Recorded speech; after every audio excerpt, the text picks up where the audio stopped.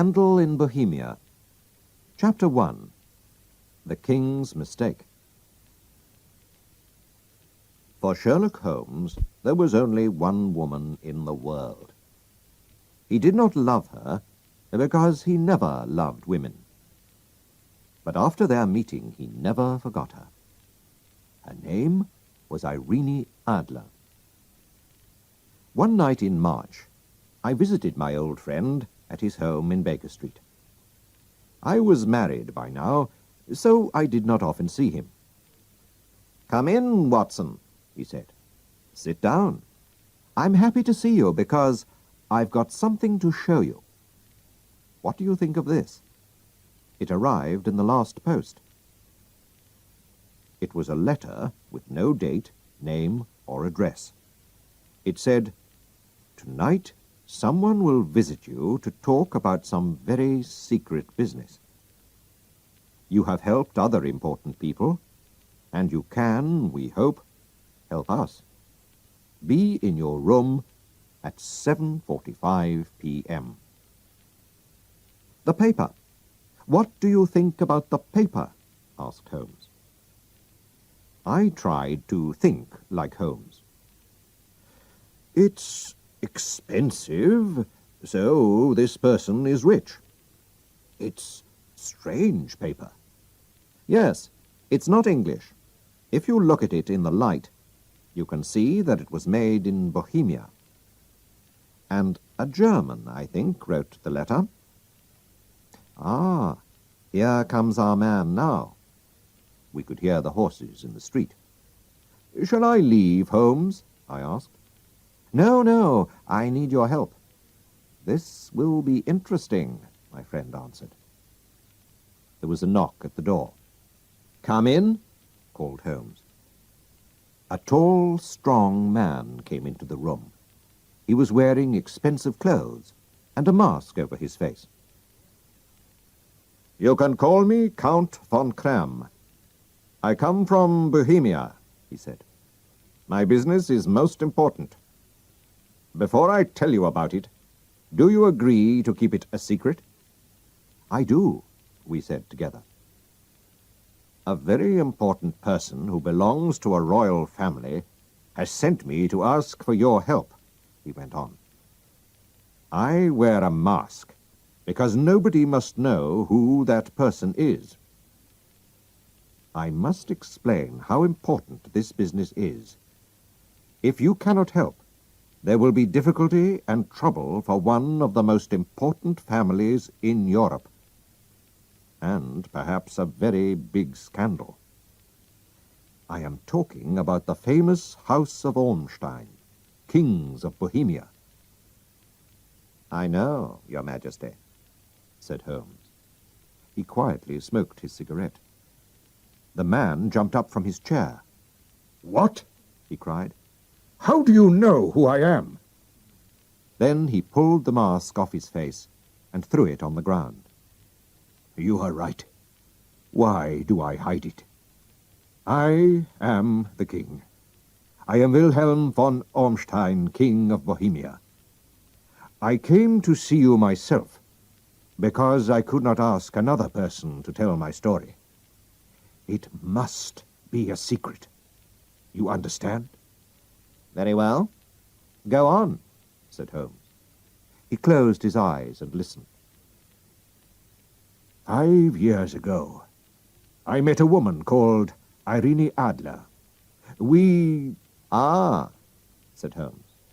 "Aprenda Adler, born in 1850, singer, lives in London. A very beautiful woman, I hear." He looked at the king. "You and she... you loved her for a while, and then left her. But before you left her, you wrote her some letters, perhaps.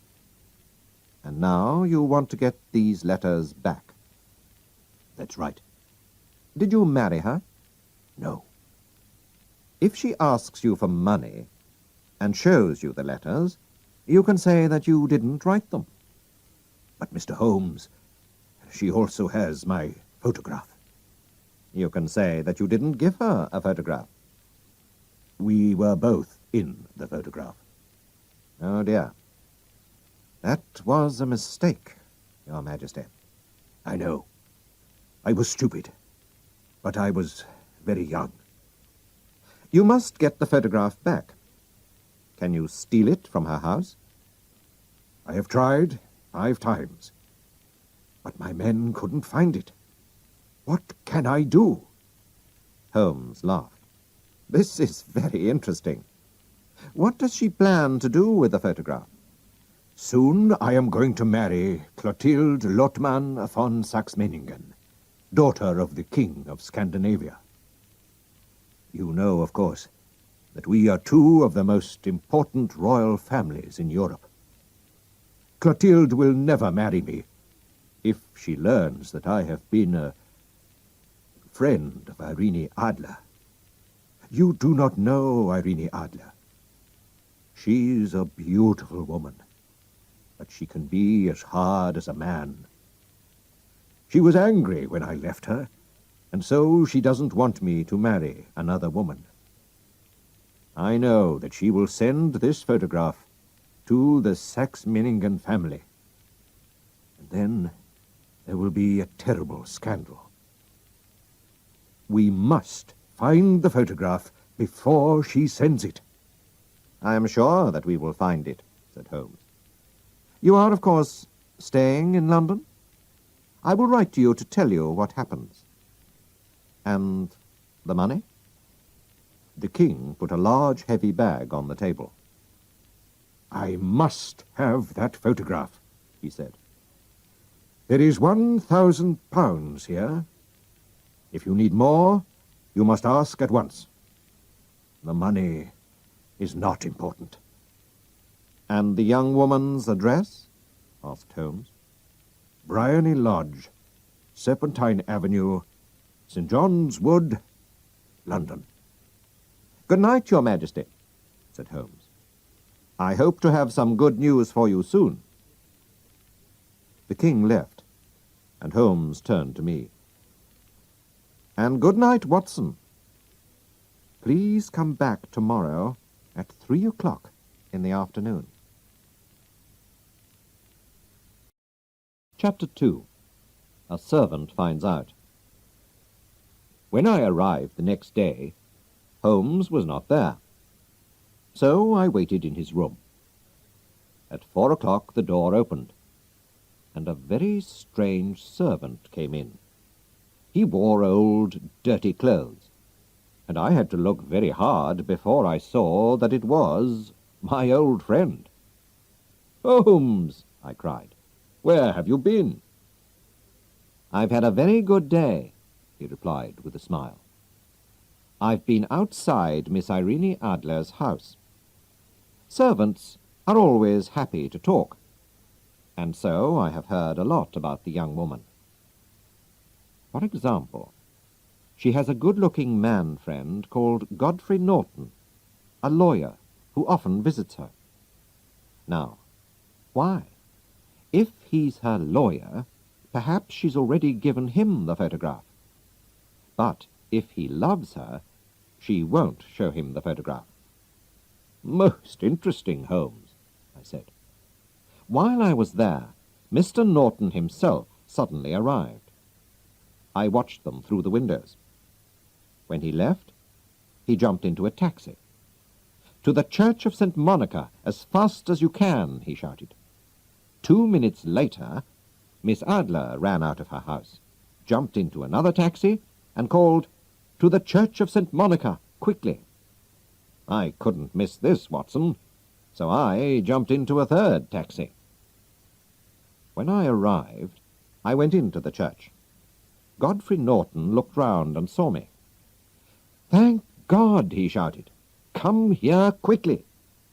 'Why?' I asked. 'Come on, man, we need you.' And so I helped Godfrey Norton to marry Irene Adler. They needed a witness, and a servant from the street was better than nobody."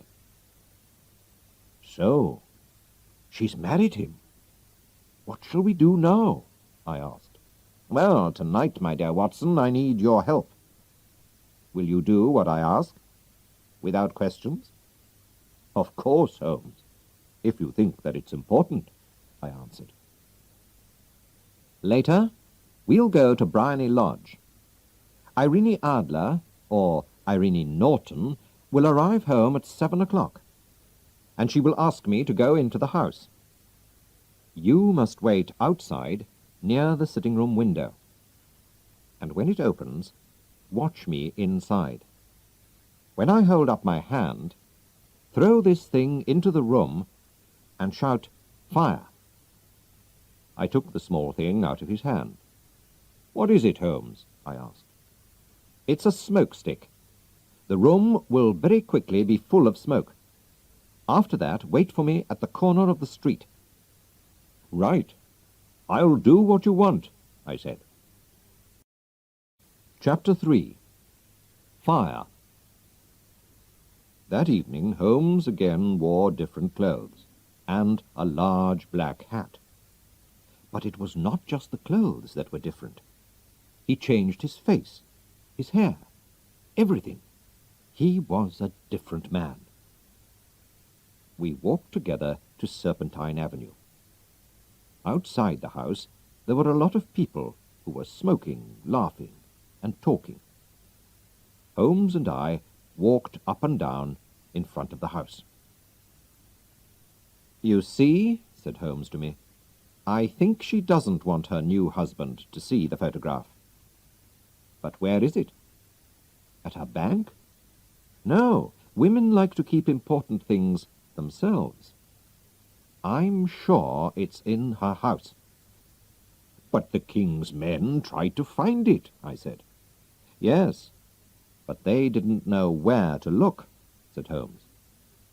"But how will you know?" I asked. "I won't look. She'll show me. She'll have to." Just then a taxi arrived. One of the men in the street ran to open the door. Then another man pushed him. Other men were also pushing and shouting, and a fight began. Irene Norton was in the middle of it, but Sherlock Holmes ran to help her. Then suddenly he fell to the ground, with blood running down his face. Irene Norton hurried to her front door, but she looked back. "How kind of him to help me! Is the poor man hurt?" she called. "He's dead," cried some voices. "No, he's only hurt," cried others. "Bring him into the sitting-room," she said. Some people carried Holmes into the house. I waited outside the window and watched. I saw how beautiful Irene Norton was. Then Holmes put up his hand, and I threw the smoke stick into the room.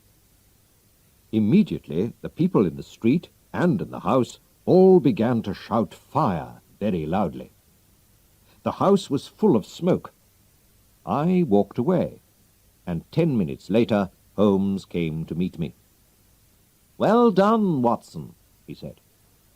"Have you got the photograph?" I asked. "I know where it is." "She showed me," he answered. "But why did she show you?" "It's easy," he said, and laughed. "You saw all those people in the street? I paid them to help us. It wasn't a real fight, and the blood wasn't real. When people shout 'fire,' a woman runs to the most important thing in her house, her baby, her gold, or a photograph. Mrs. Norton ran to find her photograph, which is in a cupboard in the sitting-room. I saw it, but I did not take it. Tomorrow we will go to her house with the king. We'll go very early before she gets up. The king himself can take the photograph from the cupboard, and then we'll go." While Holmes was talking, we were walking home to Baker Street.